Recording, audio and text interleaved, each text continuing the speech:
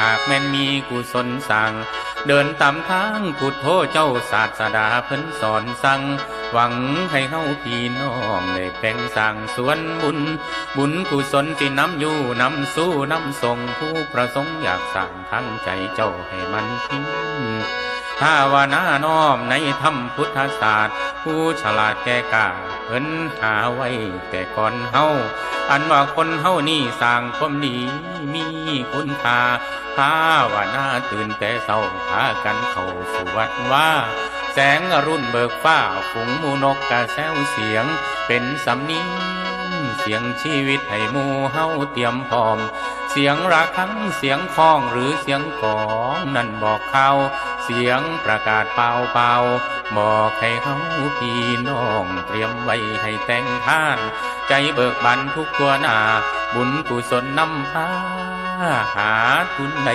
สร้างก่อเกิดเป็นคนนี่น้อทุกหรือจนรวยทอฟ้านี้ทำไว้กะแห่งดีตื่นมือเศร้าให้ไหวพระภาวนานั่นแล้วแผ่เมตตาต่อกันให้อยู่เย็นเป็นท่านหอมล้อมดวงใจสามัคคีกันไว้ในธรรมได้บอกกล่าวฟ้าวพากันเล่นเจ้าโหมเต่าซอยกันพุ่นบ้านพี่นี่บ้านนอกกองดองหักแกนแน่เด้อแม่นว่าทุกยากแค้นแสนรวยล้นกะหักกันทุกยากให้เฮากะแบ่งกันกินย่ามขาดเขินเจ็บเป็นกะเบิ่งแย่งกันไว้ตั้งแต่ย่ามเจ็บไข้จนถึงตายได้คิดต่อทั้งพ่อแม่พี่น้องลุงป้าได้เพิ่งกันสายสัมพันธ์ว่านั้นสายท่านทำได้สืบต่อสืบนอแหน่งพ่อเสื่อเมืองบ้านจังเจริญเสียงพระธรรมได้ซอยเอิ้นให้เฮาเล็ง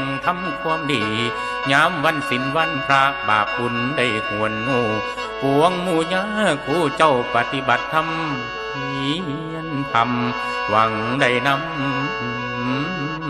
ส่องให้จิตใจนั้นส่องใสเตรียมให้พร้อมพ่อได้เพิ่งย่ำตายทั้งศีลทานภาวนาให้มันเพียรรักษาไว้ไปทางไหนใจถือมันในพระธรรมนำคุณค่าจิตเมตตานั้นทรงให้สงบได้อยู่เย็นเป็นทางธรรมนำให้ชีวิตเฮามีคุณค่าชีวิตคนเกิดมาสิเอาหยังกะดอทุกคนนั้นให้คิดดูว่าของกูตายไปแล้วเอาสมบัติไปน้ำบ่อขอเอาหยังกะบ่ได้ต้องวางให้ผู้อยู่หลังมันหักเพพังบางสังขารคนมันบ่เที่ยงมันหลีกเลี่ยงบ่ได้ทั้งจนให้มั่งมีแต่ว่าคนเฮานี่ตาดีแต่ใจบอดบ่ฮู้จอดแจ่มแจ้งในธรรมนั้นประมาทหลายใกล้สิตายก็ยังโลภโหขอความอยากซากกระดูกสิเข้าหม้อ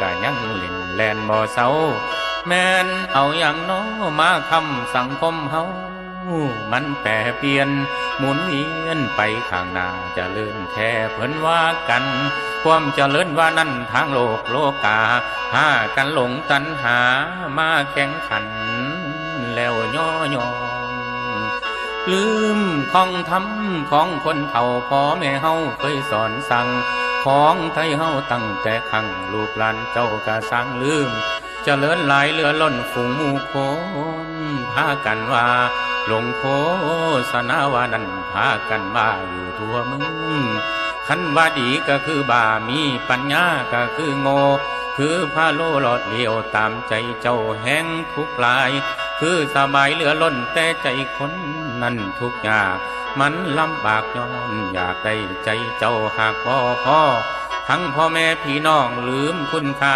คุณความดีจากหักแท้เป็นศัตรูเปลี่ยนแปลงไปได้ยุคสมัยเอาเงินจ้างบ่วางใจได้คือเก่าเห็นเงินเป็นพระเจ้าลืมของเขาแต่เก้าหลังหวังกำไรในของซื้อของขายทุกอย่างหากสิขอสิให้ในใจนั้นตัดแห้งห่วงคนหลอกลวงคนลงเล่นการพนันบ่คือเก่า อยากรวยแต่ขี้ข้านหาเล่นอยู่บ่เศร้าตื่นมือเศร้าเก่าเมาต่อพากันถอนบ่สะอ่อนนำพาผ่านมายามเศร้าเอาเราเป็นที่ตั้งสาระนั่งแนวบ่แมนแสนสิทุกข์ยากแค้นนี่สิหลายกะดอกนังรอเป่าแต่สิถอนอยากขอวอนขอเว้าขอให้เฮาได้คิดเบิ่งแน่เด้อคิดให้มันเฮิงถึงถอนจิตใจให้หังเว้นเป็นไปได้ให้ปล่อยวางมาทางดีมีทำพร้อมชีวิตเฮาสิมีค่ามีปัญญาแก่กล้าพาใจเจ้าลาวังเป็นตัวอย่างให้ลูกเต้าพาเข้าวัดทำความดีสามัคคีปองดองหักแพงกันไว้เสื้อสีใดอยู่ใกล้ๆเป็นคนไทยให้มัน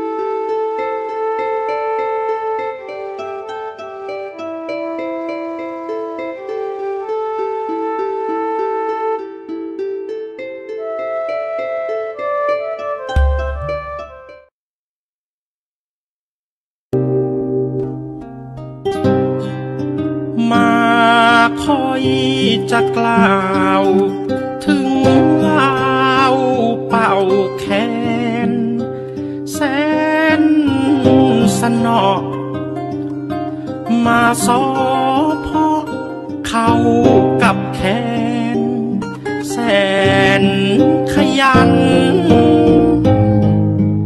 เป็นใจความยามยากจากเวียงจันทร์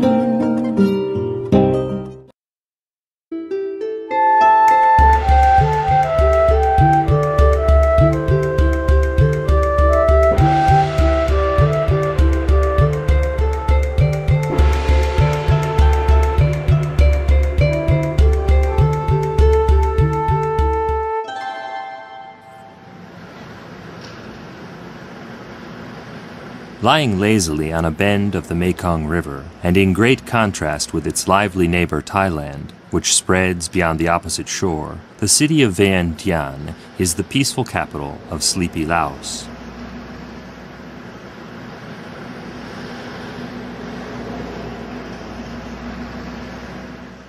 The country is located in the center of the Indo-Chinese peninsula, without access to the sea, and covers an area slightly bigger than Great Britain. Vientiane would probably win the prize for the most tranquil capital city in the world. The traffic is almost non-existent. Most of the public places close before 11 p.m. and, with all the vegetation that grows between the buildings, the city center looks more like a provincial village than a capital city.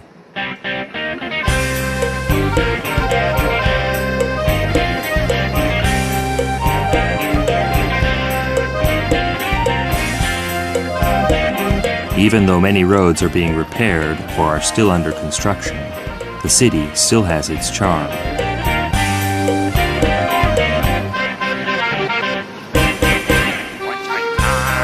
The old part of the city along the river and the big central boulevard with 6 lanes, along which the main city monuments lie, are clear signs that in the past, honor and glory were not alien to the Lao people.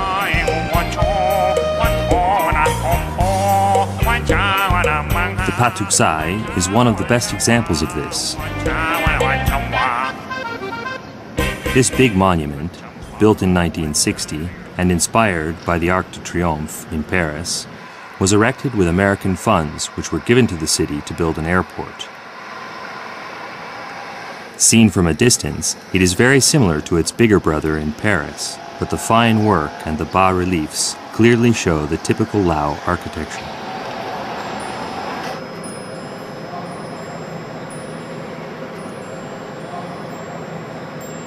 The city also has dozens of temples, which help to create a solemn atmosphere of strong traditional influence.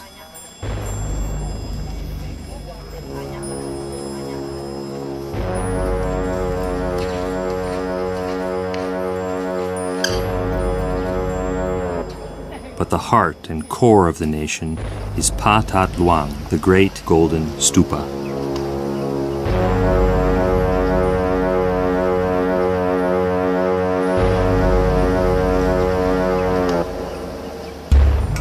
The name means the world's precious and sacred stupa and is both a symbol of the Buddhist religion and an emblem of the national sovereignty of Laos.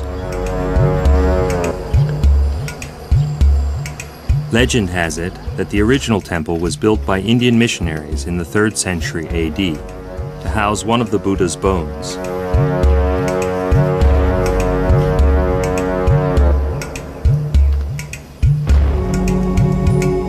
As a consequence of numerous wars, the stupa was at times abandoned, then restored, and later on completely rebuilt.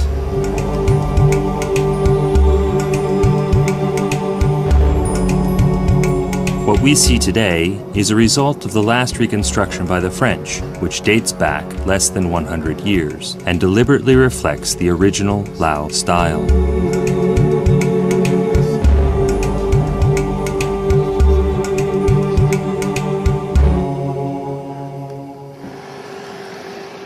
Even though at first sight the city still seems to be deeply immersed in ancient traditions, Thai investments, as well as a great quantity of foreign aid, are creating a quick and unexpected economic growth.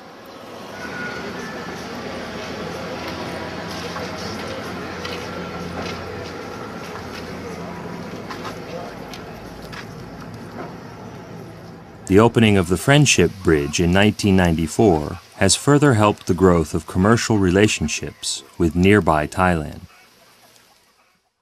Situated 20 kilometers south of the capital, it is one of the first bridges to be built across the 4,000-kilometer-long Mekong River.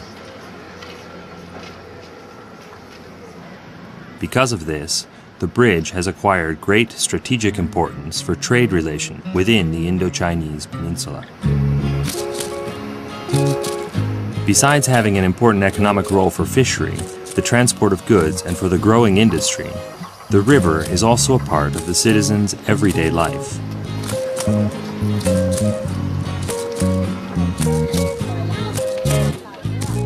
During the hottest days of the year, the wide sandbanks along its shores become a bathing and recreational area.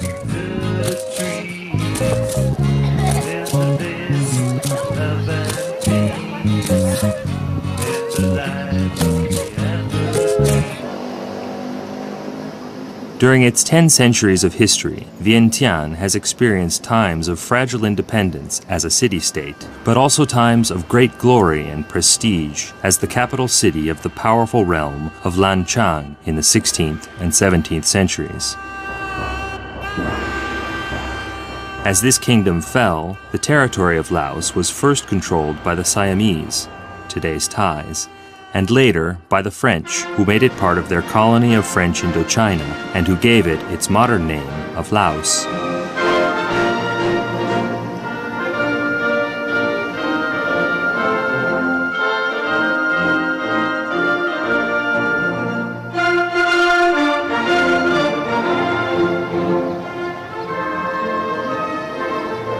After the independence granted by the French in 1953, the country went through 20 years of government changes and coup d'etat until, in 1975, the communists finally took control and still maintain it to the present day.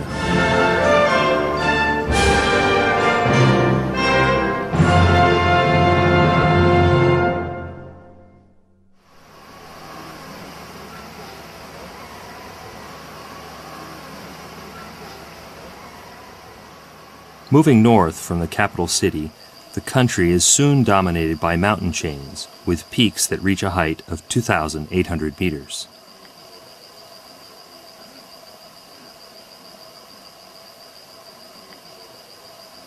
The continental monsoon climate of the country is strongly influenced by this vast mountain region.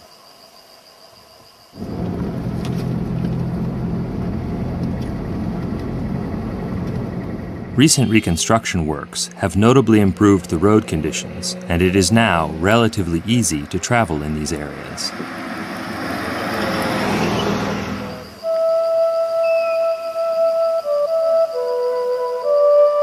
Steep, inaccessible cliffs alternate with valleys and vast highland plateaus.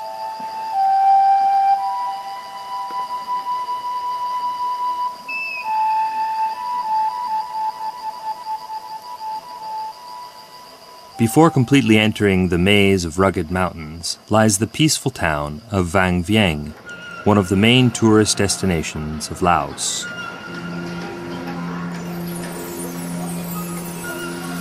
Its fame among travelers is not undeserved, since the town lies in a beautiful valley cultivated with rice and vegetables, and surrounded by impressive and mighty limestone mountains.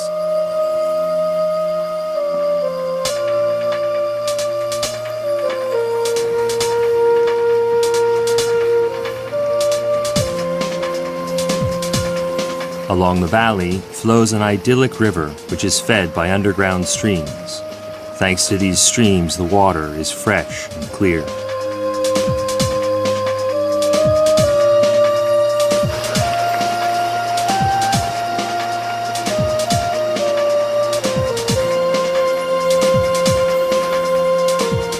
The region offers many interesting activities, from kayaking to tubing, the lazy way to go downstream.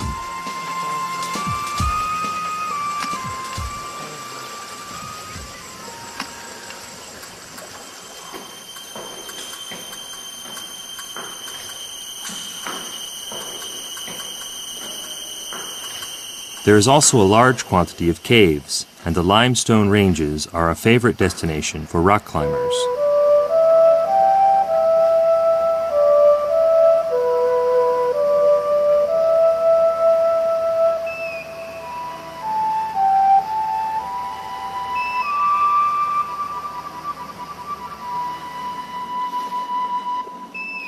A little north of Vang Vieng, the countryside becomes even more spectacular, with huge limestone peaks rising from the valleys, almost as if they are warning the visitor of the inhospitable mountains lying ahead.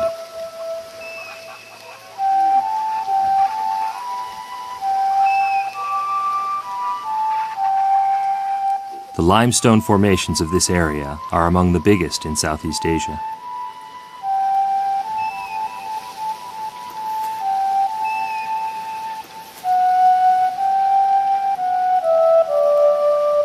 Over the centuries, these mountainous regions have become the home of nomadic tribes migrating from Tibet and China. As a result of their geographical isolation, these people have preserved their ancient traditions.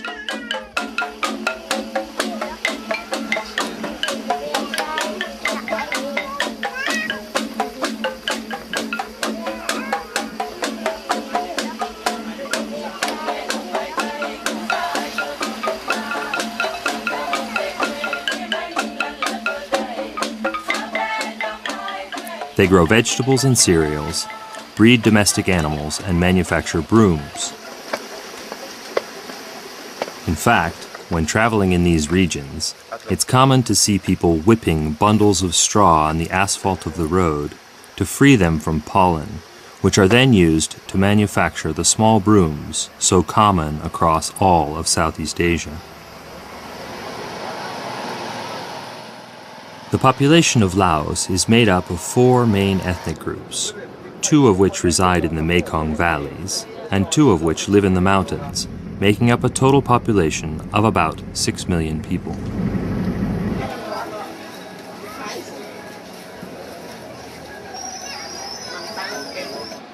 Within each group, they are further divided into tribes.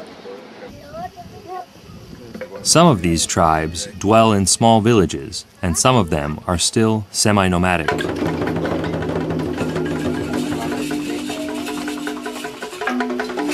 They spend their lives almost completely unaware of most of the comforts of modern Western civilization.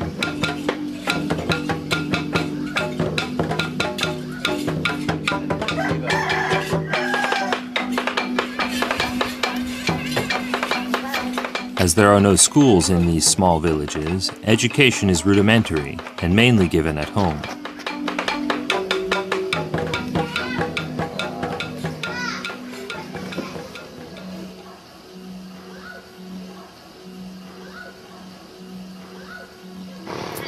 In the valleys, however, children can be seen going to school every day on their bicycles.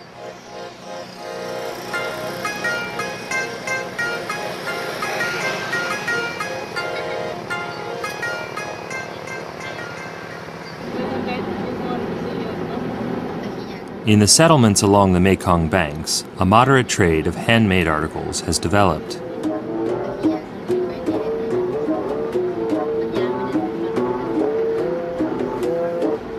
Each village has its own specialty.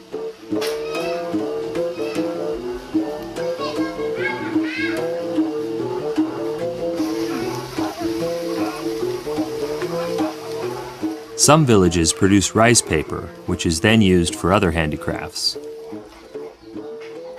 Other villages specialize in weaving silk and finely decorated cotton clothes.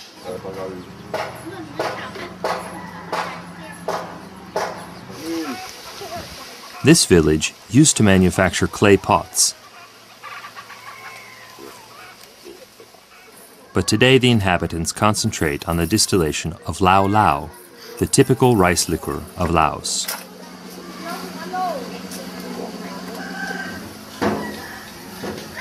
In order to give flavor to the liquor, various herbs are added, but also colored reptiles, giant centipedes, and scorpions.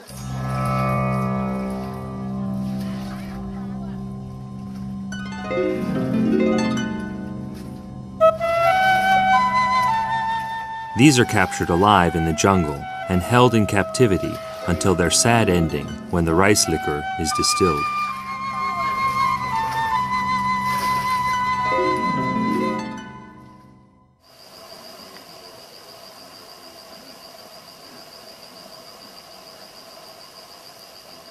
In the province of Xinjiang, there is a vast plateau at around 1,200 meters above sea level, covered with forest and cultivations, and surrounded by mountains.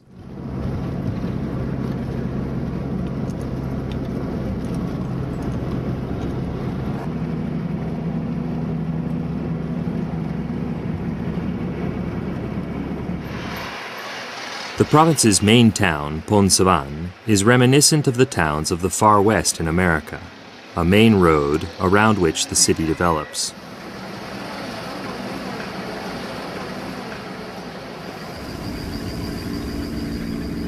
Located in these highlands is one of the most enigmatic mysteries of Lao history, the Plain of Jars, big, jar-shaped monoliths of stone lying in isolated areas.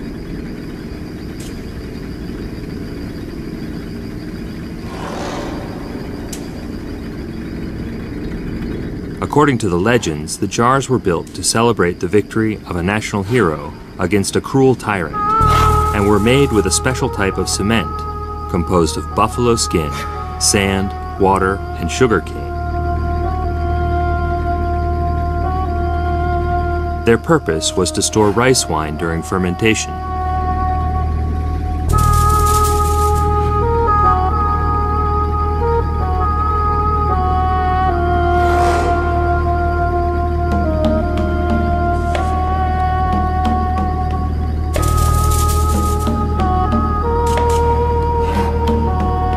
Today it is believed that the jars were actually carved from big sandstone and granite boulders of various sizes. This would easily explain the range of weights which vary from 600 kilograms for the smaller jars up to 6 tons for the biggest.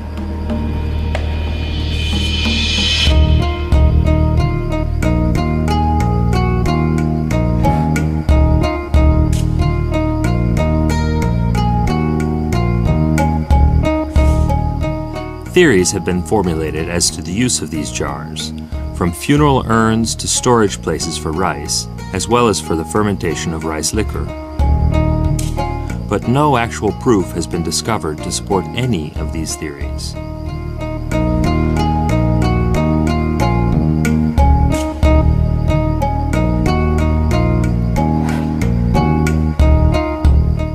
Lids have also been found close to some of the jars.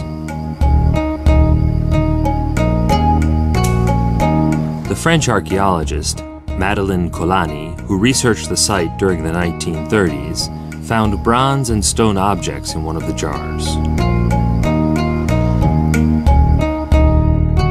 Her research is still today the most important scientific study on the megaliths of Laos. The jars are generally believed to be 2,000 years old, but due to the total lack of organic materials to analyze, it is impossible to give a more accurate dating.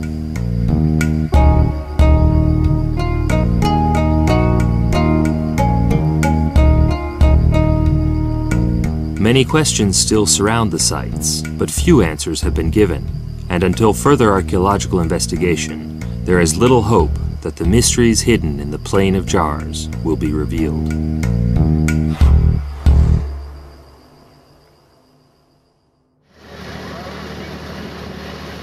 Of the Mekong River's total length of 4,200 kilometers, 1,865 kilometers flow through Lao territory or along its borders, thus shaping its topography.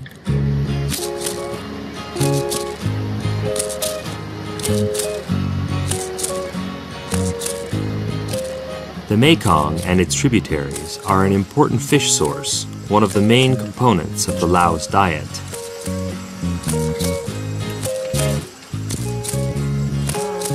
The water level of the rivers in Laos varies considerably depending on the season.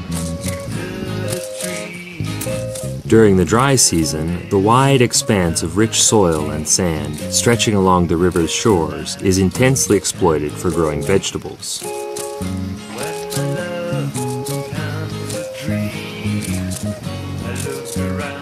Fragile bamboo bridges are built across the river every season to give farmers access to their fields.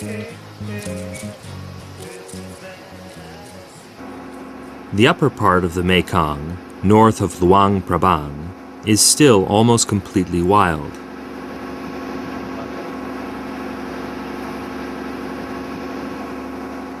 Besides a few small villages, the area is void of settlements.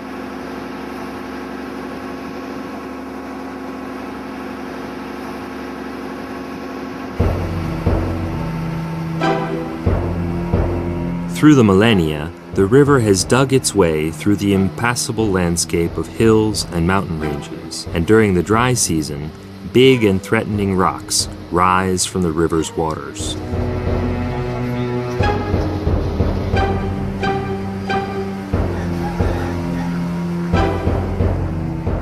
Some parts of the river are only a few dozen meters wide, and it's hard to imagine that 3,000 kilometers downriver, in the Delta region, its width can be measured in kilometers.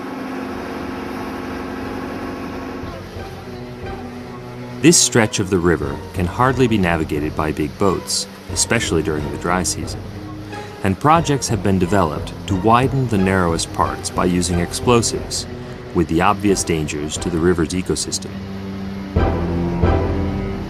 However, work has not yet started.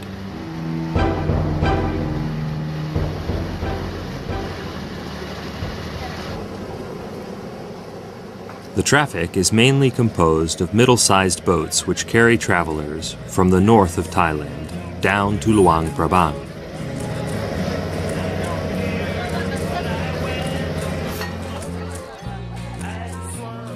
In the vicinity of this city, smaller boats cruise the river for the modest local trade or for carrying tourists to visit the villages along the river.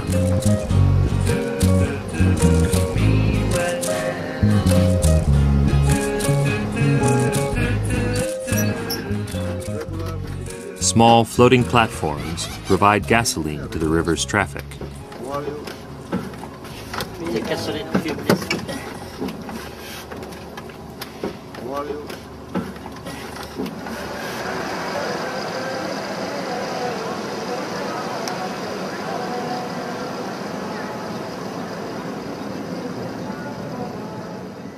The city of Luang Prabang, despite its small population of 30,000 people, is still held in great consideration for its remarkable historical importance and for being the cradle of Lao culture.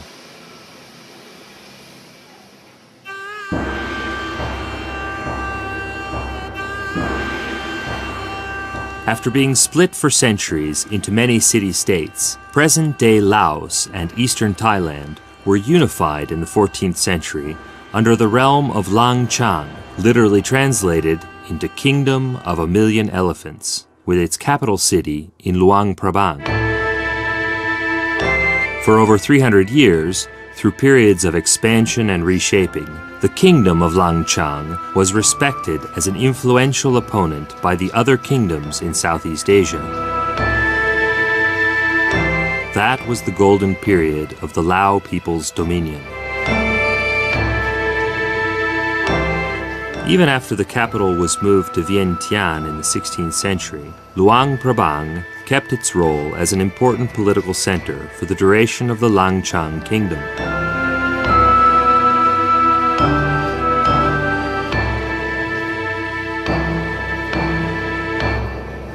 The city is today slowly awakening after decades of sleep and isolation due to wars, revolutions, and the lack of easy access routes.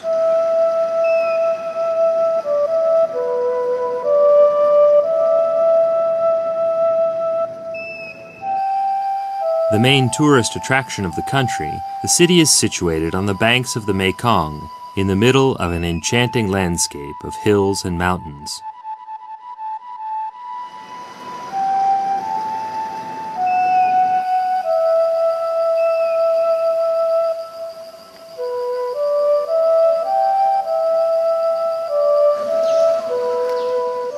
With its countless temples and colonial buildings, as well as its great ethnic variety, the city embodies the true character of Laos.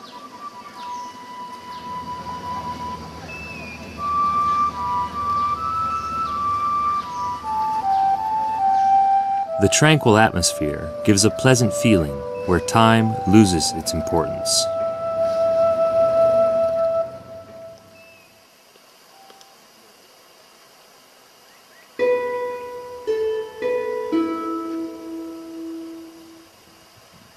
Every day at dawn, the streets of Luang Prabang fill up with monks who walk along the main road and gather the offerings of the people.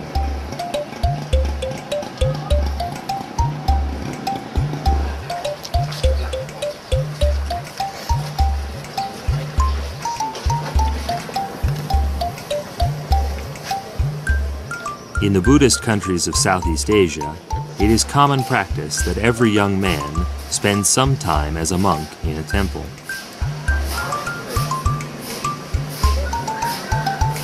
In the city of Luang Prabang alone, there are 66 Buddhist temples.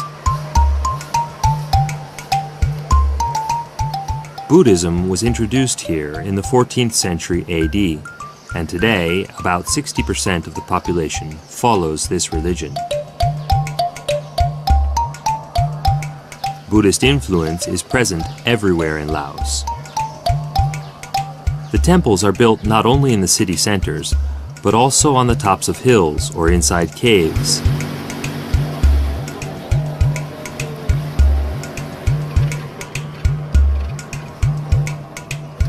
Some of these are literally invaded with small statues representing the Buddha.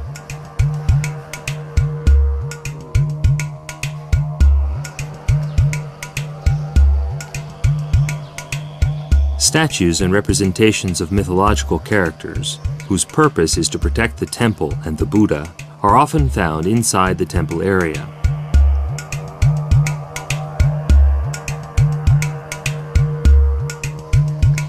The most frequent being the Nagas, the dragon serpents, and the Nyak, the giant guardian of the temple.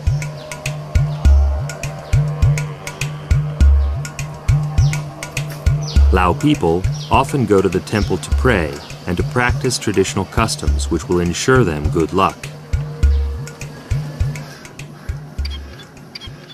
One of these customs is to purchase a little bird in a cage and let it free near the temple.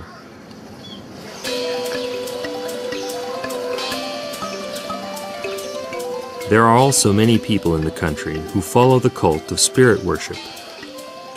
This cult, even though it has been made illegal by the communist government, is still widely followed by the hill tribes and plays an important part in the culture of the country.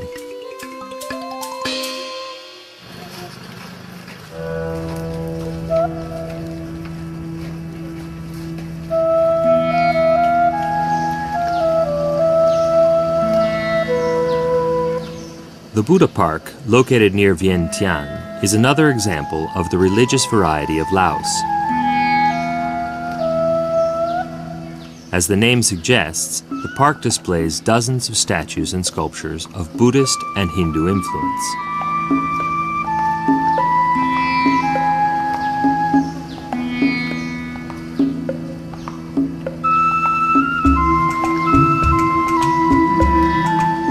The related movement was founded by a shaman who merged the doctrines of Buddhism and Hinduism into a new cryptic philosophy. He had a notable following not only in Laos, but also in Thailand, where he fled after the communist takeover in 1975.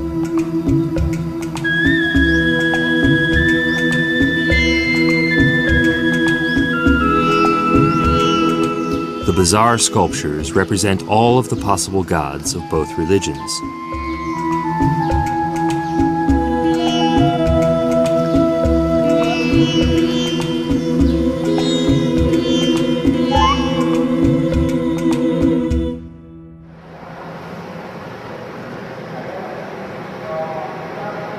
Laos stands today on the doorstep of the modern world.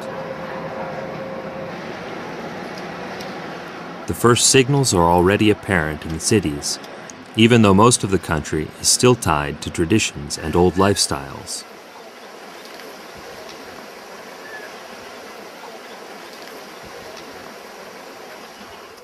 The country has one of the most uncontaminated ecosystems of Asia, thanks to its modest industrial development and to its low population density. This strong presence of nature gives a feeling of peacefulness, which makes it easy to tune in with the people who live in these lands. The long isolation, the lack of communication, and a government reluctant to open its doors have resulted in the preservation of traditions and customs which have been lost in the surrounding countries.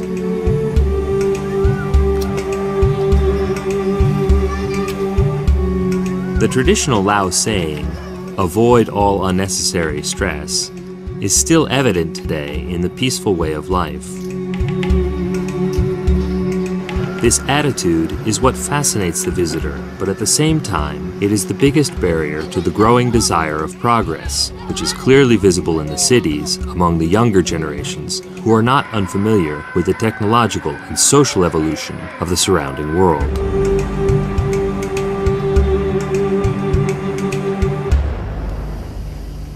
The challenge for the future of Laos will be to find the balance between the preservation of its cultural traditions and the development of new attitudes, which will enable the country to close the gap with the rest of the world and thus guarantee a proper level of self-sufficiency.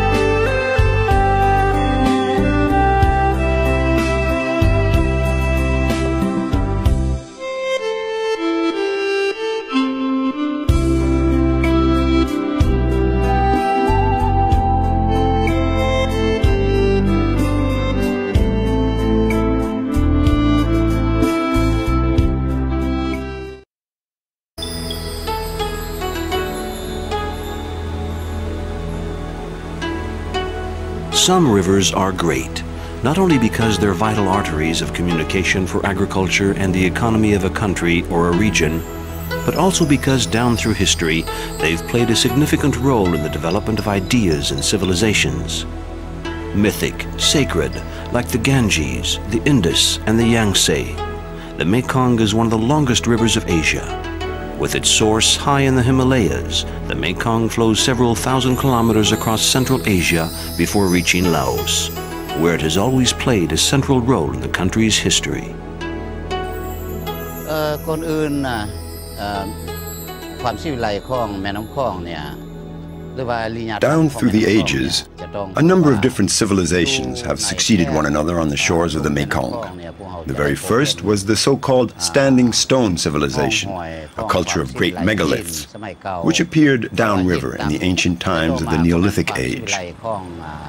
Much later, the Khmer civilization, which was essentially Hindu, spread throughout the Mekong Valley, followed then by Buddhism, which took root in a permanent way, since it continues right down to the present day. The great stupa of Vientiane, the That Luang, is not only the symbol of the country's age-old link with Buddhism, but also the symbol of Laotian sovereignty. A sovereignty challenged for centuries by its Burmese and Siamese neighbors, and by colonial France, which established a protectorate over the country at the turn of the 20th century. Laos became independent in 1955 and was then swept up in the conflict of the Indo-Chinese Peninsula. In 1975, the monarchy was abolished and a People's Republic was proclaimed. Now, after many dormant years of isolation, the land of 1,000,000 elephants, a name given by the first sovereign in the 13th century, has once again opened up to curious travelers. A peaceful country, bathed by the eternal Mekong as in ancient times.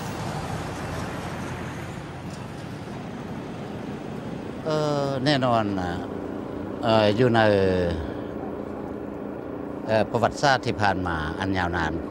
If you go back to the very beginning of Laotian history, the Mekong was seen first and foremost as a source of life.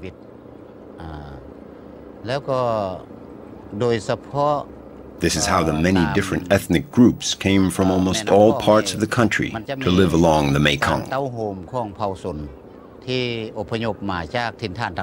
All the Laotian populations, even those living on the other bank of the Mekong in Thailand, consider this river as an artery of their own body.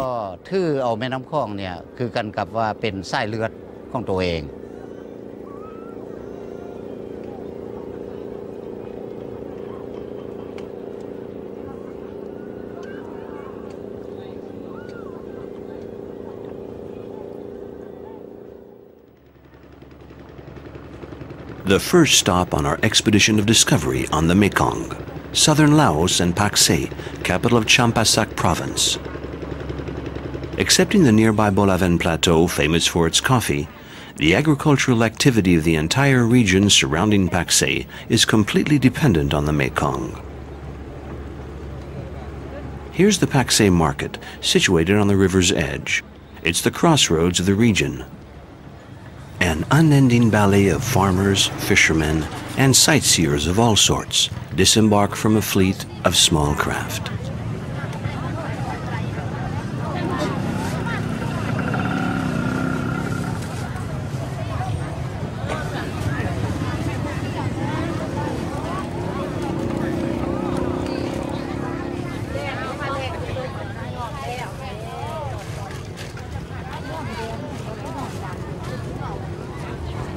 The produce displayed on the market stands reflects the cottage industry aspect of the agricultural production, but the real surprise comes from the incredible variety of fish, a veritable treasure hauled up from the muddy waters of the Mekong.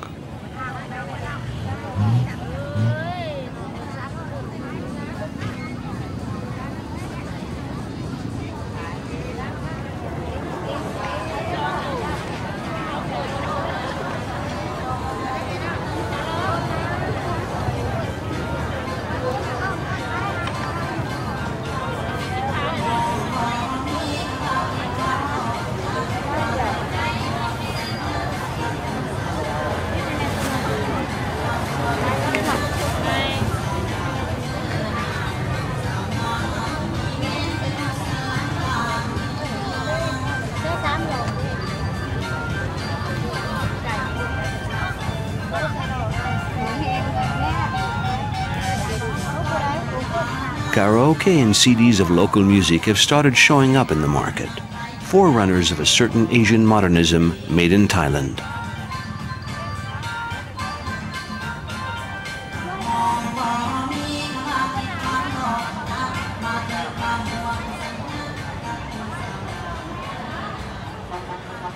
In the center of the market, you'll find the little working-class restaurants. They serve, among other dishes, pho, a Vietnamese soup of vegetables, chopped chicken, and rice noodles. It's true that a large proportion of the inhabitants of Pak Se, a city founded by the French in 1905, are of Chinese or Vietnamese origin. We're leaving Pak Se and heading south on board the Vat Phu, the only boat equipped with cabins.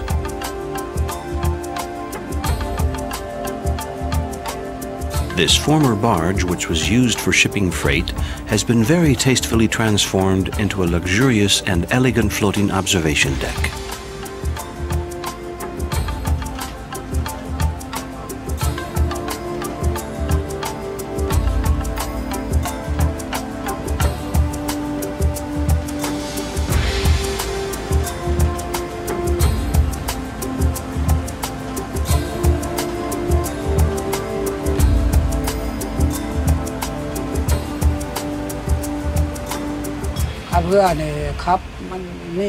When I started navigating, I had a certain person with me, an old-timer who knew the river and had a lot of experience. He's the one who taught me all the rudiments of navigation. He taught me all the techniques, how to navigate according to the direction and the speed of the current, and the depth of the water. He's the one who taught me everything. And it's thanks to him that I was able to exercise this profession. The problem is when the current is very strong. Then there has to be two of us to make a decision, to decide the route to take to get through. We really have to be two. Unfortunately, Mr. Tudani's vision is bad, so we help each other out. I benefit from his experience, and he takes advantage of my strength.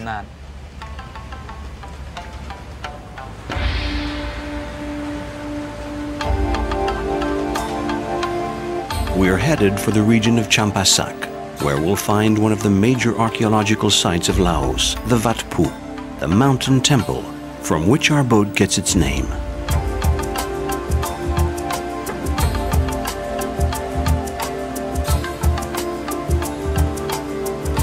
Between March and June, the beginning of the monsoons, the water level of the Mekong is at its lowest and navigation becomes very tricky.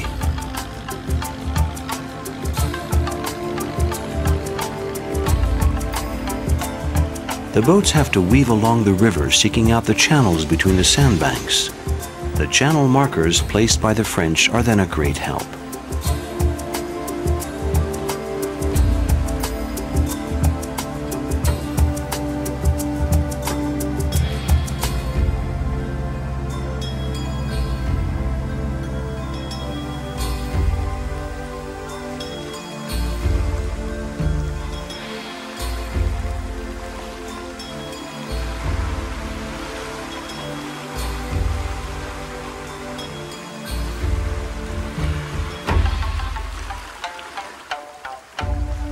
The sacred aspect of the river is omnipresent, but on the Hindu Khmer site of Vat Phu, it takes on a special character.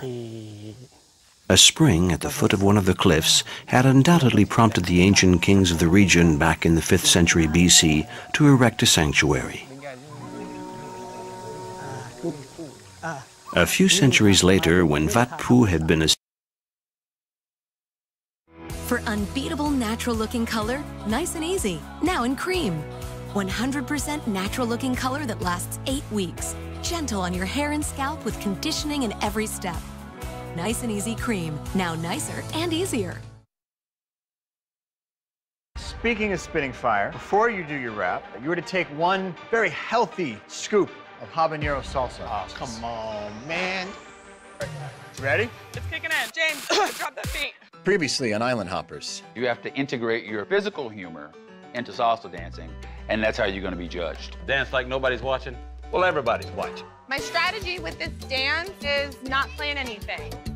This is the challenge that I have the worst shot at. There was one of you guys that stood head and shoulders above the rest of the competition, and Chinadu, that was you. I gotta very happily give you an additional point for a grand total of 16. We have a whole other half of this competition. 3 up-and-coming comedians competing in 6 different challenges for 1 rookie spot at the Punchliner Comedy Club on Carnival Cruise Line. I'm James Vanderbeek. This is Island Hoppers. Let's have some fun.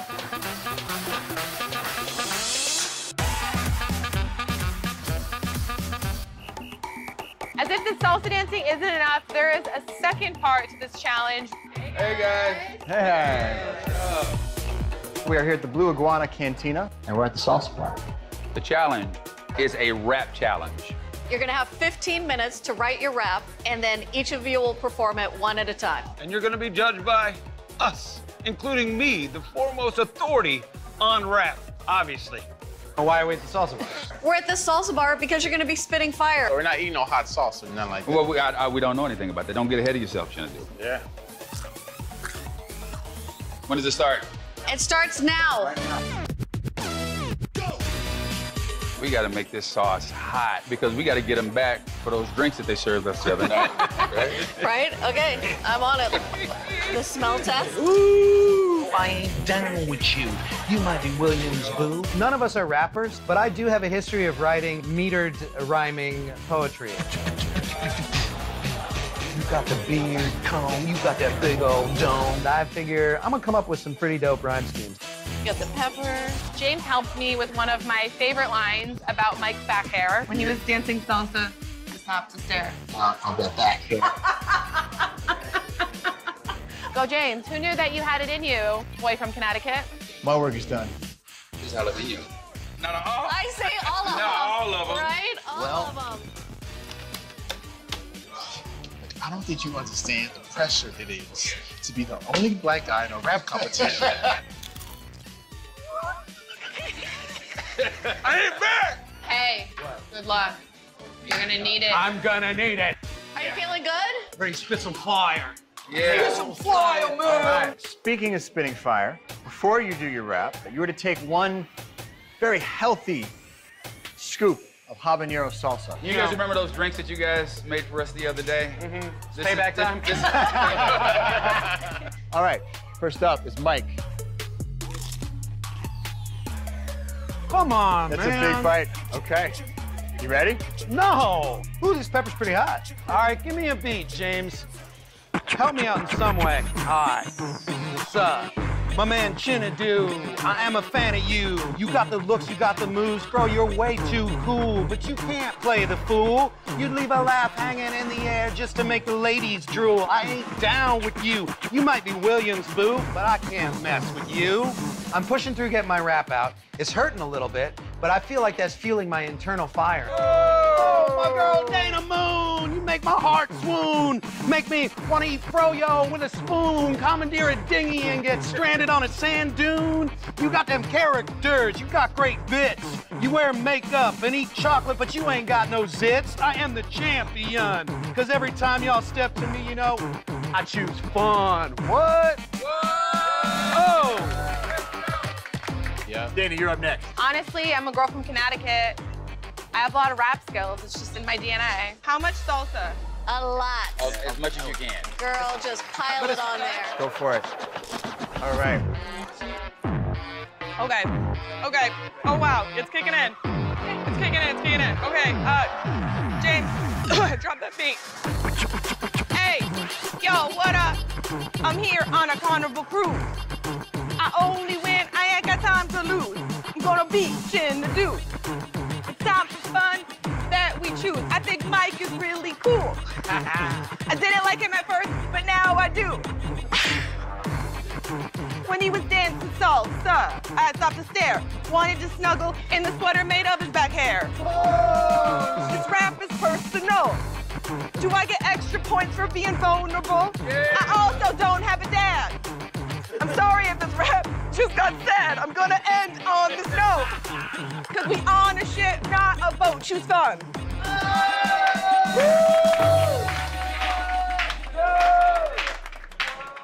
All right, which one? This one? This mine? I want double dip. Come on. That's about the same. It was a double chip, too. There I we see go. the look of pain in your face, which tells me you're about ready to go. If I wanted to be a hot chili pepper, I had to eat a hot chili pepper. You tell me to hit it when you're ready. Drop that water. I'm me. MC Habanero. Yeah. Okay. Choose fun, y'all. Choose fun, y'all. Whether rap in the sun is choose fun, y'all. It's a real thriller in the game. Even Billy G be feeling me. Smooth criminal, and they know that I'm bad as G. That's why they mad at me. I love the competition. Practice makes perfect. Yeah, I love the repetition. So y'all judging me? Five for competition. Practice makes perfect. Yeah, I love the repetition. If I'm missing, probably by the bar eating that's some chicken. Or maybe I choose fun. Burger or hot dog, no matter what, I always choose fun. Choose fun and choose bun. Eat carbs. Let's go. Hey! Oh! Judges, what do you got for these contestants? First of all, for Mike, you came and you handled the sauce, you did the chips, you spit the fire, you did your thing. So, I got 5 on it. I think you just killed it. So you got a 5 for me, buddy. Right on. 5 as well. Thank you, 5 as well. Appreciate it. Thank you. Dana, you were fun and energetic, and you just handled the salsa. So you got a 5 for me, girl. We'll give you a 5 as well. Well, Dana, out of the 3, I thought you had the most swag. So I'm gonna give you 5. Yeah! Xanadu, I don't know anything about rap, but I thought you did great. Let's go with another 5. How about that? All right. Take it. You know what, Chinadu, I thought you killed it too. A 5, buddy. You got a 5. You got a 5. Beethoven's favorite symphony of mine is the 5th. That's a 5. Wow. I have a fun point to award. Dana rapping really was just the most fun. And then acknowledging the sadness within the rap. And for me, weird will always equal fun. So Dana gets the fun point. Scores are Mike, 28, Dana, 28, Chinadu. Combined total today of 31. You were the winner of this challenge. You were the winner of... Tell him what he's won. He's won a candy spray. You're going to Cherry on Top, which is a candy store on the very top of the ship. Totals so far, Dana, 108, Mike, 108, Chinadu, 106. It is still anybody's game. Wide open. We got so much more fun, drama, action, comedy, but most of all, fun here in the next episode of Island Hoppers. Thank you, Cherry on Top. Thank you, Carnival Cruise Line. It's a big reward for me, man. This is huge. I got a big sweet tooth, so very happy.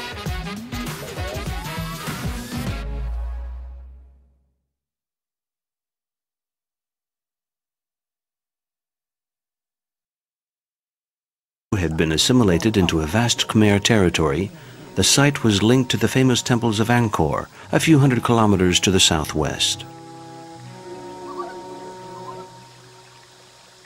The religious complex visible today dates back to the 11th century. 2 rectangular buildings with their intricately carved pediments face each other on a vast esplanade.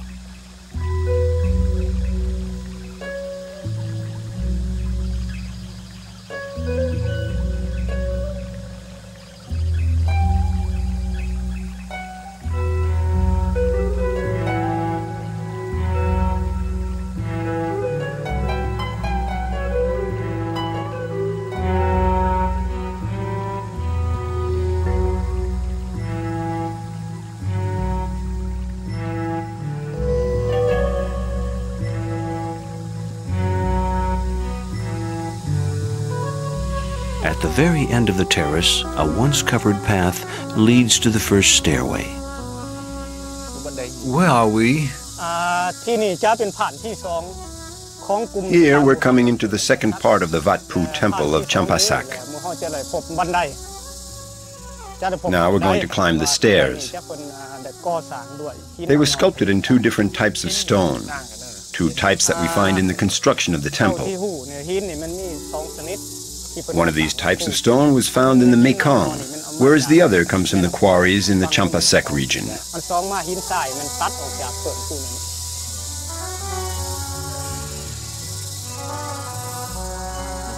How long is the stairway? Around 10 meters.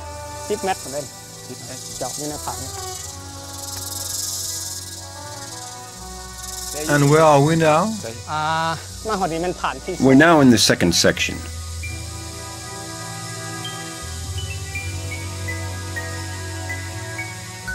This second part of the Wat Phu temple of Champasak is protected by the guardian of the doorway. You can recognize him from his distinguishing features. First of all, a club, symbolizing force, then his left hand placed over his heart, a token of respect for all the pilgrims who come here. According to local lore, this statue is a representation of Kamata, the legendary king who is said to have built Wat Phu. It guards the second stairway, which leads up to the shrine and the sacred spring. The sacred water has its source at the summit. It then passes through the Lunga Parabata and flows down to the bottom. The spring has always been considered sacred. From the beginning of time right down to the present day, people have always been coming to the Wat Phu of Champasak. They take a few drops of this holy water in their hand and pour it on their head. With this act, they express the wish for a long and healthy life. This stream, which comes from the mountain, will flow into the Mekong, so the inhabitants of the region can receive all the blessings of the union of the holy spring of Wat Phu and the Mekong. The sacred spring used to flow from within the sandstone hypostyle chamber itself, easily accessible by its 3 doors. The sanctuary, which used to be dedicated to the Hindu Khmer deities, has since been transformed into a Buddhist temple.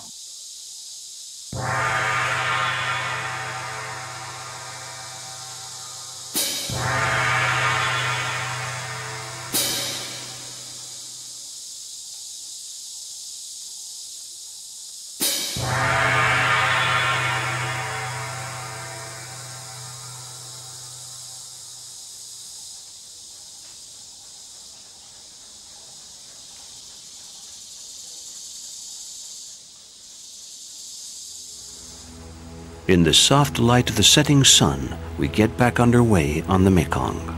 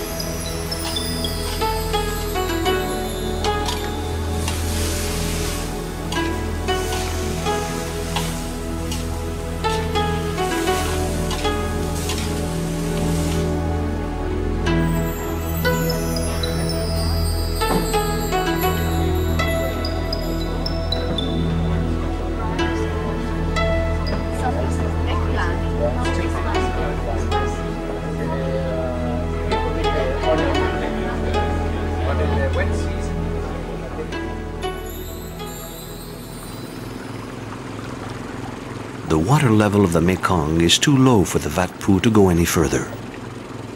So the next morning we continue our voyage toward Sipandon, the archipelago of 4,000 islands, in a smaller boat.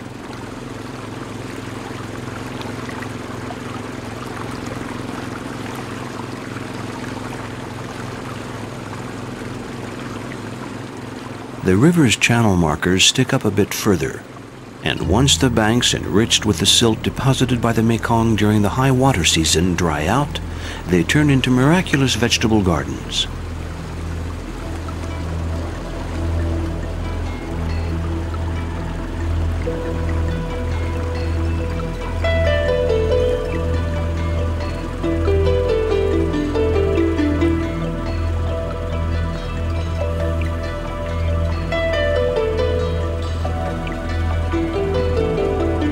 The drop in the water level is not only a godsend for the farmers, it's also good news for the herds of zebus, which make themselves at home in the newly emerged mud banks.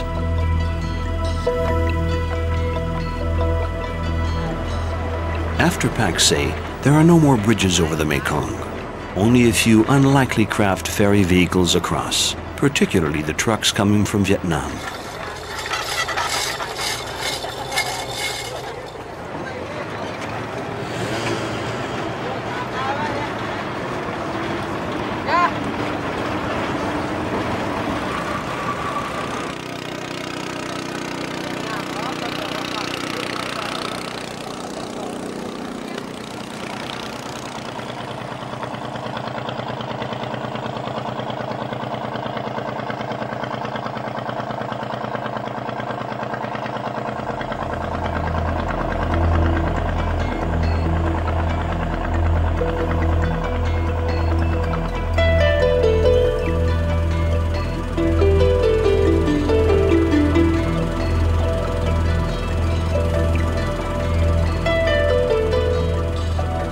We're penetrating deeper into the Sipandon archipelago.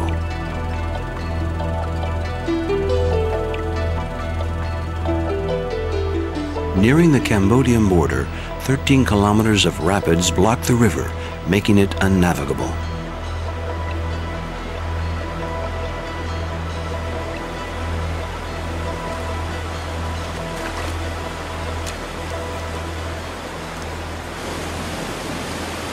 This is where the Mekong offers us one of the most beautiful panoramas of Laos, the Kong Papeng Falls.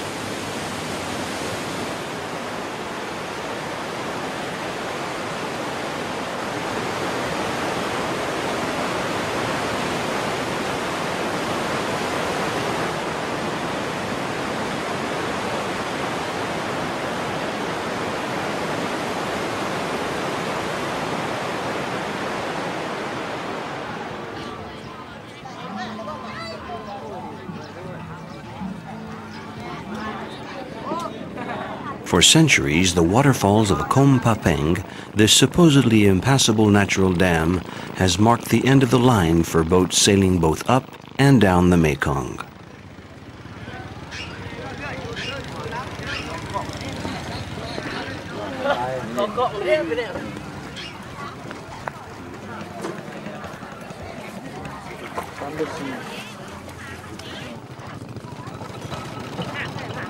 Since this obstacle blocked freight transportation between Saigon in the south and Vientiane in the north, the French colonial powers undertook a project to get around it.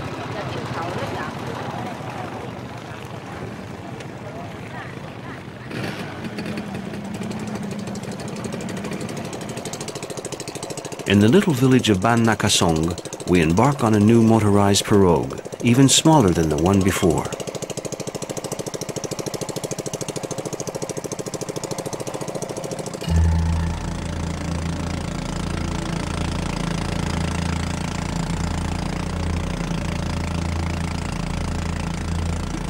As we advance in the midst of a labyrinth of islands covered with lush vegetation, we approach the island of Don Con, where the French undertook their amazing project.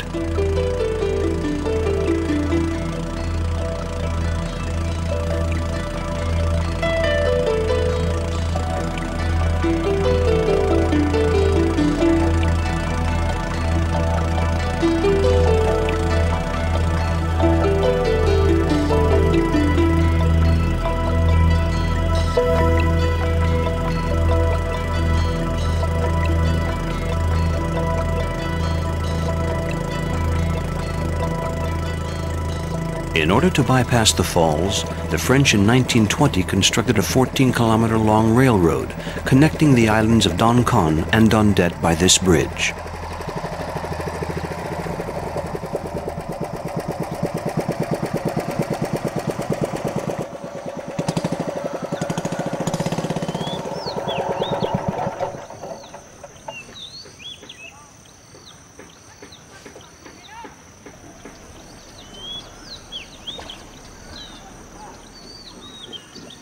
The boats coming up from the south, from Cambodia and Vietnam, would unload their freight at the southern tip of Don Con Island.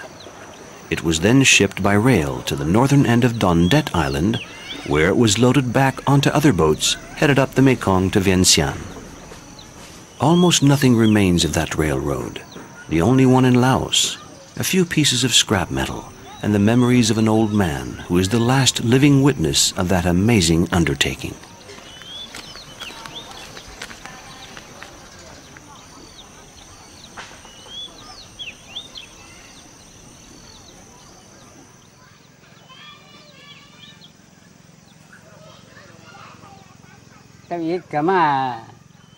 At the beginning, I came here to do laundry, the French people's laundry. I was earning 12 piastres a month.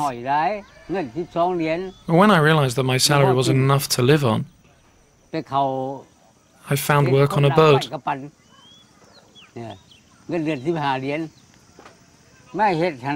I worked in the engine room, down in the hold.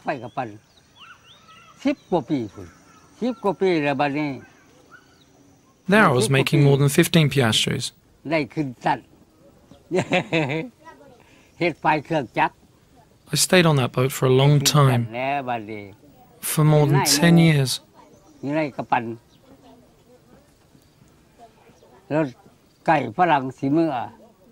After those 10 years, they promoted me. I was in charge of engine maintenance. Then one day, before the French left the country, I was transferred to the railroad. I worked there for a few years, the last 4 years that the railroad was in service.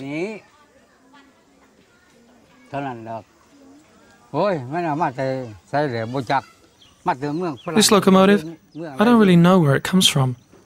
Maybe from France, maybe from some other country.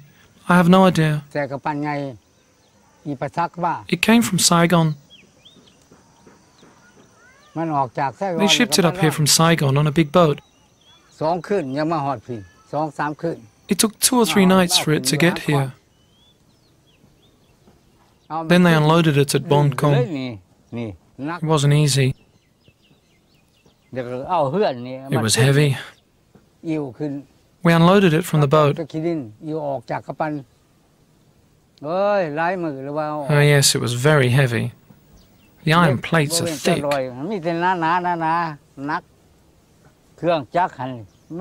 That's what the engine is like. It's all there. It's all metal.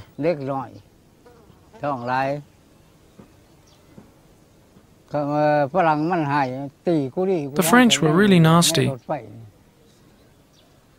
They would beat the coolies in this train. It really wasn't easy for the Laotians. They had never seen a train before. We brought it here piece by piece. We assembled it bolt by bolt.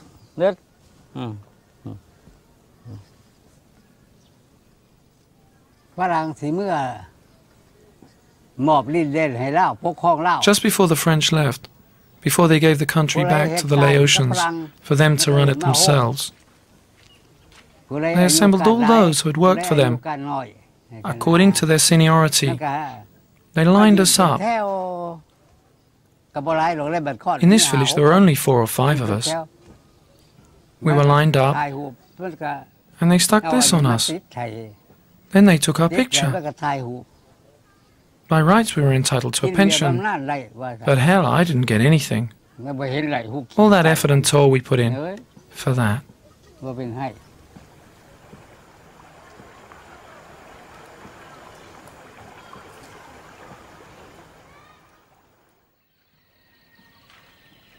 Up in the north of Laos, 800 kilometers from the Cambodian border, we discover another Mekong.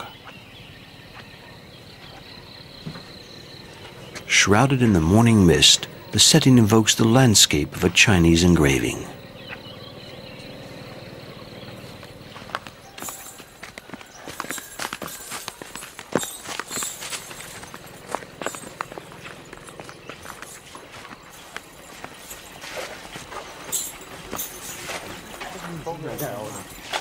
The boats slide delicately along the surface of the water, for fear of frightening their own reflections, and the fisherman throwing his net attains the perfection of a gesture carried out since the dawn of time.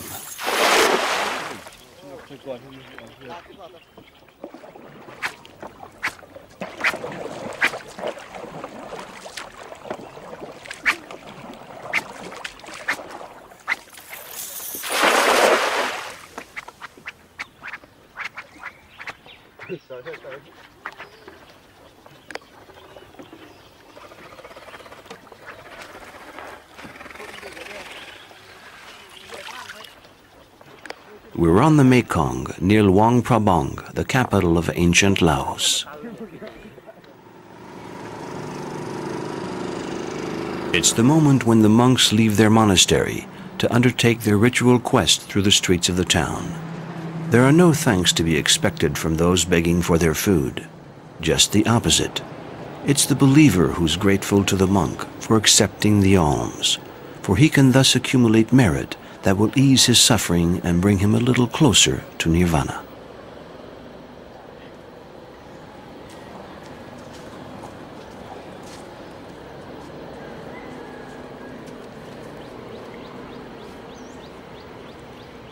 Sometime before becoming an adult, every man leaves his family, shaves his head, dons the saffron robe, and, renouncing earthly goods, dedicates himself to the monastery for from 3 weeks to 6 months.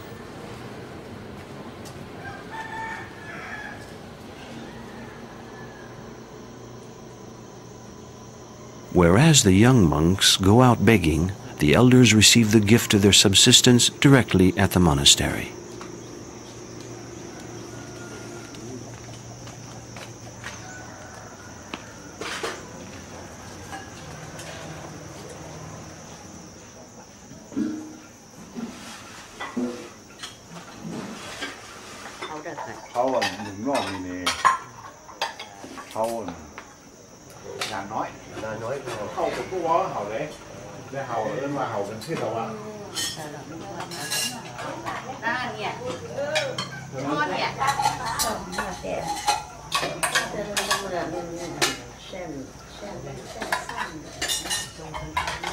After 12 noon, the monks devote themselves entirely to meditation and prayer.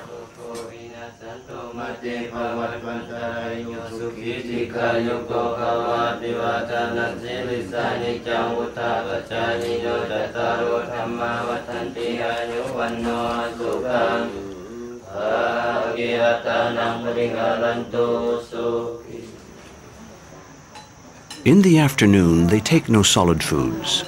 This explains why the morning meal, the only one of the day, is always so copious.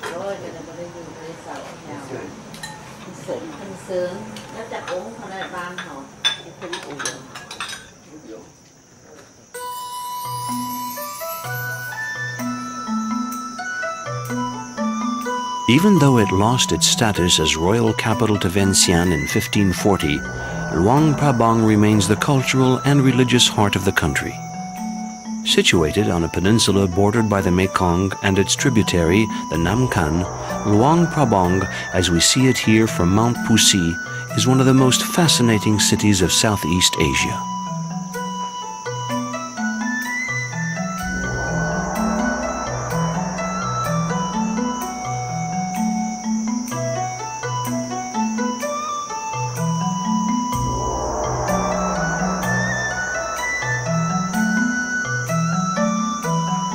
In spite of its unimpressive size, Luang Prabang is home to more than 700 monuments, mostly of religious inspiration.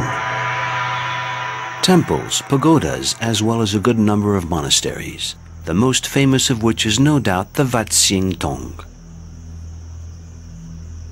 The Sim, the main building with its superposition of wooden roofs and its many changes of inclines, is symbolic of the harmony and elegance of the Laotian style.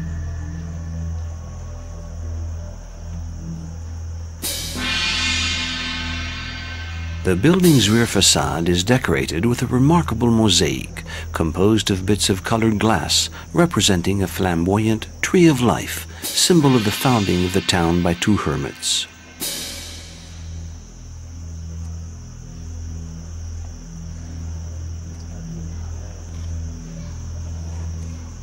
Among other buildings, the complex contains a chapel whose facade is decorated with scenes from the Ramayana.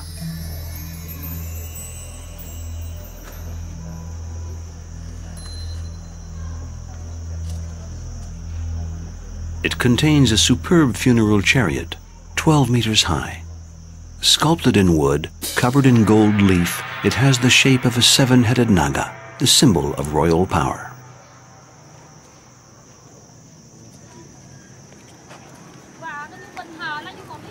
Over the past few years, tourism has begun to make its way to Luang Prabang. Souvenir shops have taken over old market stands, and the Hmong community has its own permanent market where they offer their traditional embroidery.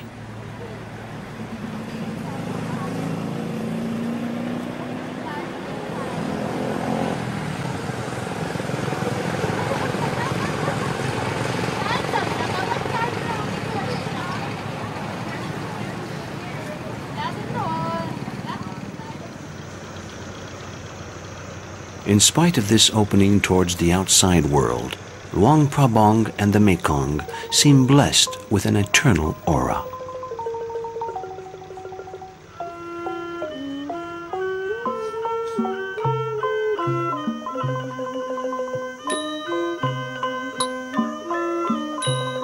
In the gardens of this ancient royal lodge, where the perfection of the forms blends gently with the harmonious music, life seems untroubled and time at a standstill.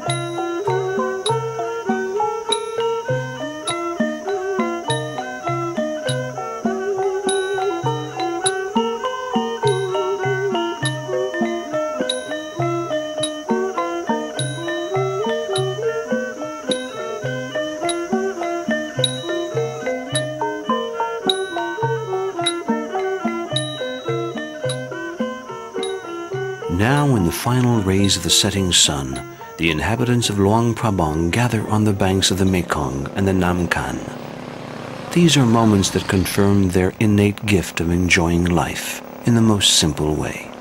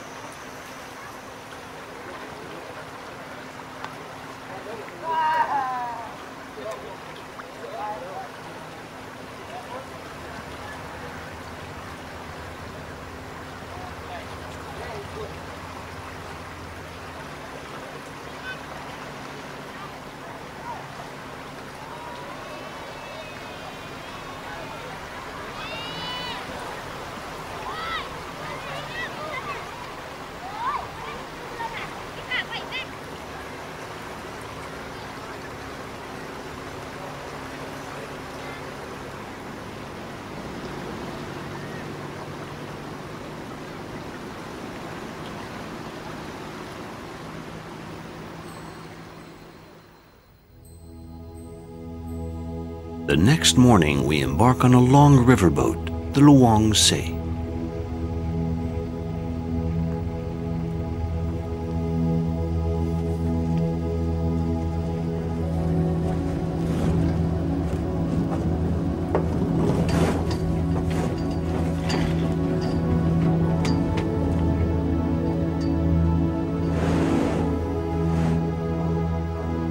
We leave Luang Prabang and continue our voyage on the Mekong towards the north.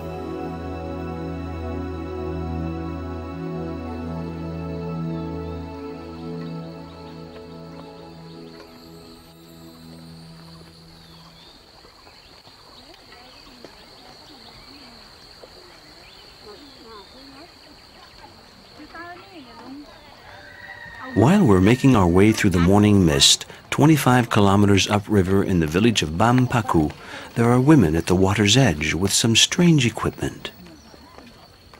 They tell the story that once a young woman was searching for her husband.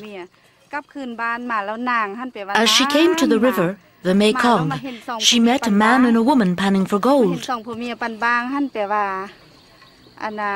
She went up to them and asked them to help her find her husband. "Help me, I beg of you. I want to cross the river. He's going back to his native village on the other side of the river. I want to find my husband, who's gone back to his native village." "No, I won't help you," the woman snapped back. Thereupon, the young woman, faced with such wickedness, decided to put a curse on them. "I condemn you to look for gold until the end of time." And, according to the legend, that is why even today, Laotian women continue to pan for gold in the Mekong.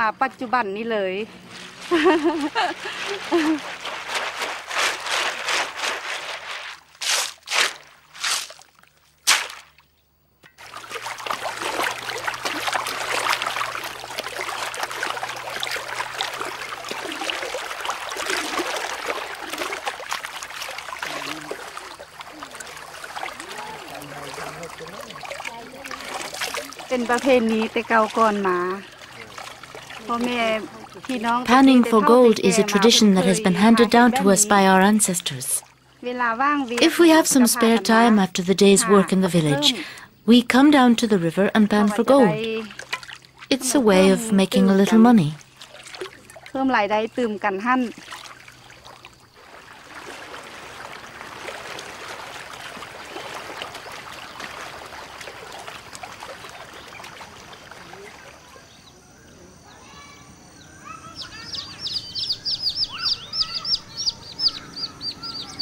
Panning for gold, fishing, farming, it's as if nothing has changed in the customs and rhythms of the life of this village, which, like all Laotian villages, is organized around the Buddhist temple.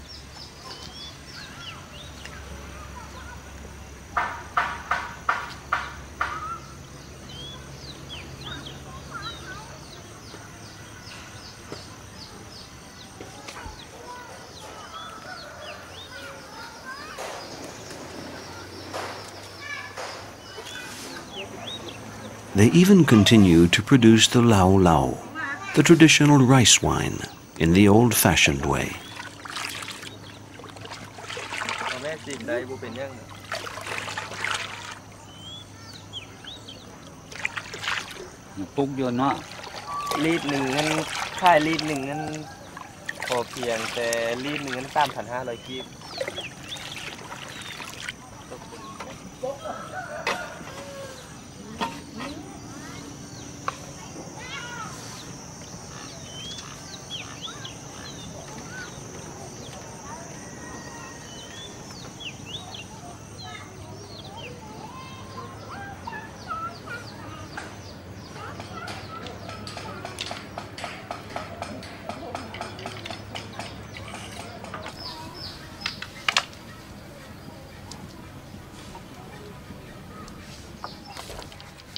Weaving and the sale of their crafts.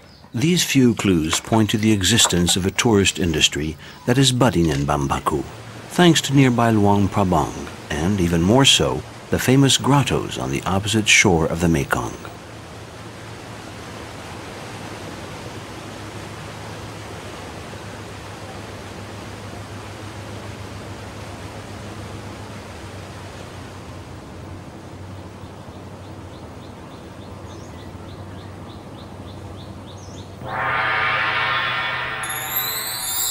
In the course of time, these grottos hollowed out of the cliff face have become holy sites in homage to King Sitatirat, who, according to legend, discovered them while out hunting.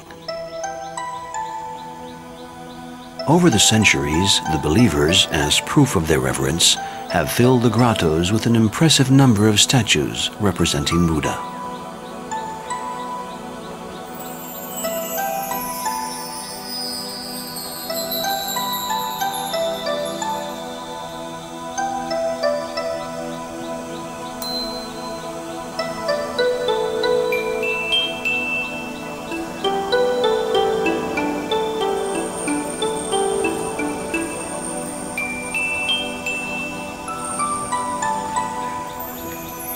Even though the most ancient statues have been stolen by invaders or river pirates, there are still so many that you have to let your eyes get used to the dim light in order to be able to see them all.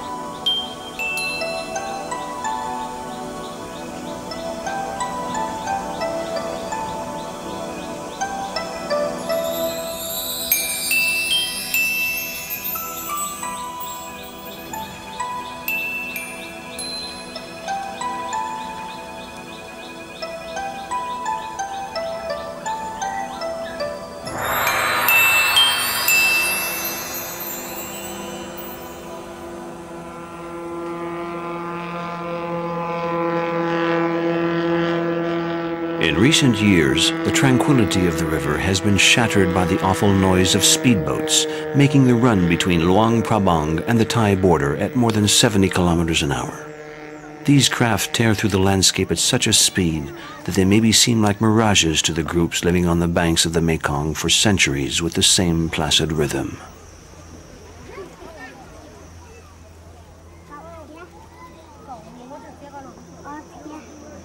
For several years now, with the encouragement of the government, the Hmong community that traditionally lived in the highlands have been coming down to settle on the shores of the Mekong. Little by little, they've given up their traditional dwellings made of wood and cob for Laotian houses on stilts because of the flooding of the river.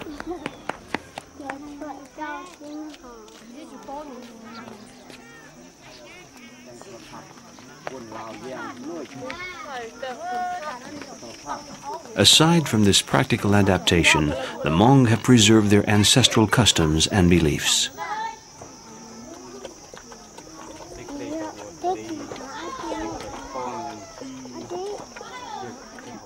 In our people, the Hmong, our ancestors taught us a very long time ago that we must be very careful about just how and where we build our houses.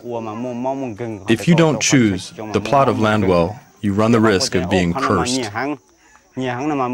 So you find a spot that suits you, you dig a hole in the middle of the plot, and you place a few grains of rice in the hole. If there are 10 members of the family, you put in 10 grains of rice, and then you cover the hole with a bowl. The next day, you uncover the hole, and if the rice is gone, that means it's not a good spot.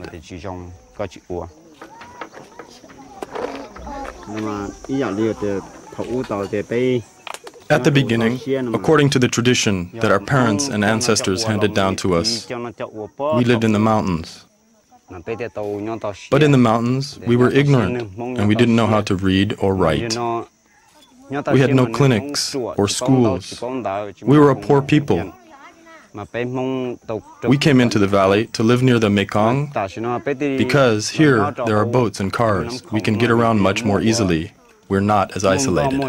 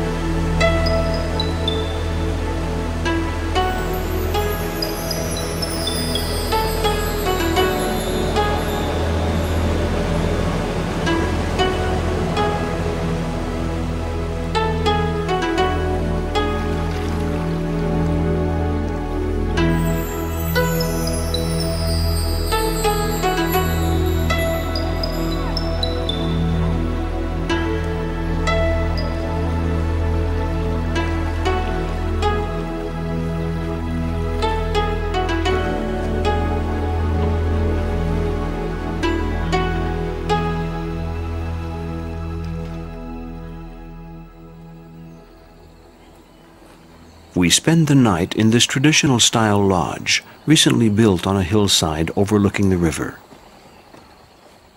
Early the next day, the Luang Se plunges into the morning mist to cover the last leg of our voyage.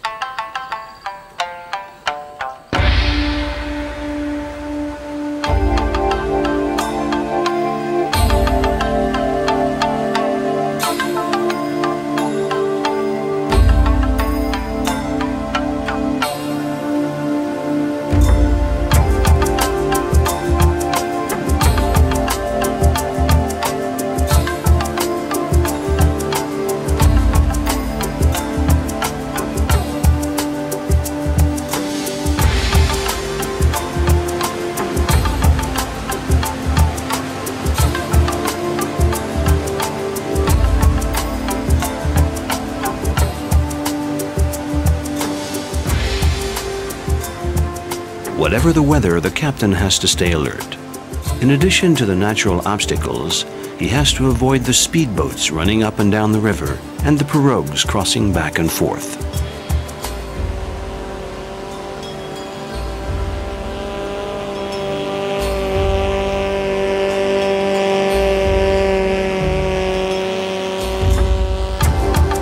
The river is rather narrow in this region, and there are many rapids.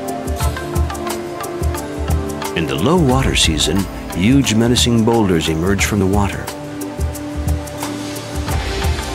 This is when the navigation gets tricky and sometimes even dangerous.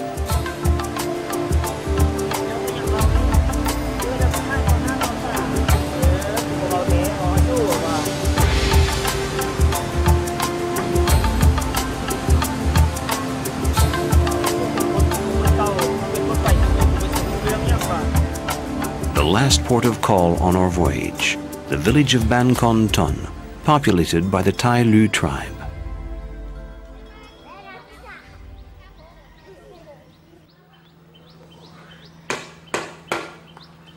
The traditional occupations of the Tai Lu are weaving and farming. Their characteristic wooden houses, raised up on enormous stilts, differentiate the Tai Lu from the other tribes living along the Mekong.